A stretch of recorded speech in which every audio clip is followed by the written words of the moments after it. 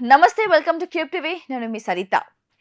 ఏపీలో రాజ్యసభ ఎన్నికలు రాబోతున్నాయి. వైసీపీ పార్టీకి చెందిన ముగ్గురు రాజ్యసభ సభ్యులు బీద మస్తాన్ రావు, మోపిదేవి వెంకటరమణ, ఆర్ కృష్ణయ్య రాజీనామా చేసిన సంగతి తెలిసిందే కదా.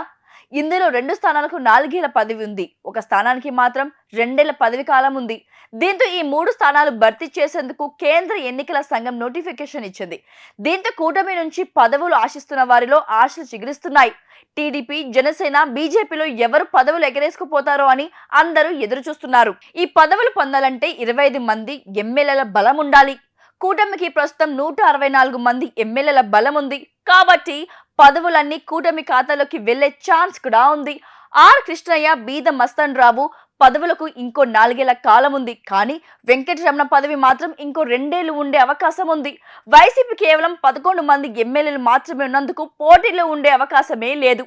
కూటమిలో ఉన్న బీజేపీ ఇప్పటికే 6 ఎంపీ సీట్లు ఇచ్చారు. కాబట్టి రాజ్యసభ సీట్లు మాత్రం టీడీపీ, జనసేన పంచుకునే అవకాశాలు కూడా కనిపిస్తున్నాయి. పవన్ కళ్యాణ్ సోదరుడు నాగబాబు లేదంటే కాకినాడ నుంచి ఎంపీ టికెట్ ఆశించిన సానా సతీష్ పేరు కూడా పరిశీలనలో ఉన్నట్లు తెలుస్తోంది.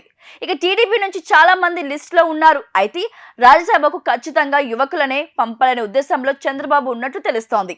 రాబోయేది లోకేష్ నాయకత్వం కాబట్టి ఆయన కోసం యువకులను కేంద్రంలో ఉంచాలనేది చంద్రబాబు ఆలోచనగా తెలుస్తోంది. ఇందులో భాగంగా రాజ్యసభ పదవి కాలం ముగిసిన సీనియర్ నేత కనక మేడల రవీంద్ర కుమార్ ను మరోసారి పంపించే అవకాశం కూడా ఉంది. ఆయనతో పాటు యనమాల రామకృష్ణుని పేరు కూడా పరిశీలనలో ఉంది. ఇక చంద్రబాబు స్వయంగా హామీ ఇచ్చిన చింతకాయల విజయ్ పేరు ఎక్కువగా వినిపిస్తుంది. యువకుడు, మంచి సబ్జెక్ట్ ఉన్నందున ఆయన అయితేనే బెటర్ అని ఆలోచిస్తున్నారట. మిగతా వారికి ఇప్పటికే చాలా సార్లు అవకాశాలు ఇచ్చారు కాబట్టి ఈసారి విజయ్ కు ఇస్తే నమ్మకాన్ని నిలబెట్టుకున్న వాళ్ళం అవుతామని చంద్రబాబు ఆలోచిస్తున్నారట. విజయ్ కూడా పార్టీ కోసం చాలానే కష్టపడుతున్నారు.